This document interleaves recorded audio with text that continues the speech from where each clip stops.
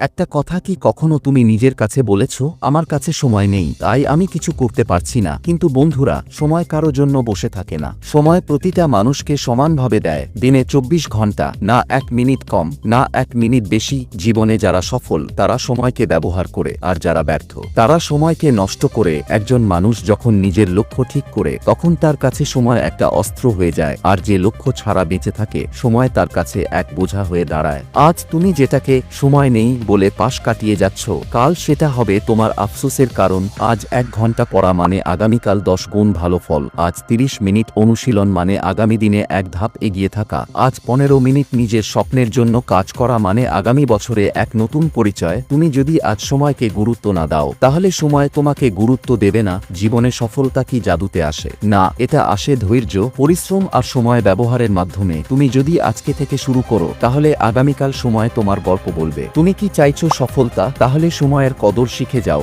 বাজার, বিনোদন, গসিপ এগুলো তোমার সময় খেয়ে নিচ্ছে, কিন্তু তোমার স্বপ্নকে একটুও এগিয়ে দিচ্ছে না। আজ যারা তোমাকে দেখে হাসছে, তারা আগামীকাল তোমার হাত ধরবে। শুধু যদি তুমি সময়ের মূল্য বোঝো এবং কাজ শুরু করো। সময় তোমাকে আজকেই সুযোগ দিচ্ছে। তুমি কি প্রস্তুত? তুমি কি সময়কে নিজের জন্য কাজে লাগাবে, না সময় তোমাকে পেছনে ফেলে এগিয়ে যাবে? ভেবে দেখো, কারণ সময় কিন্তু কারো জন্য থামে না। সময় তোমাকে সফলতা বানাবে, যদি তুমি সময়কে নিজের শক্তিতে পরিণত করতে পারো।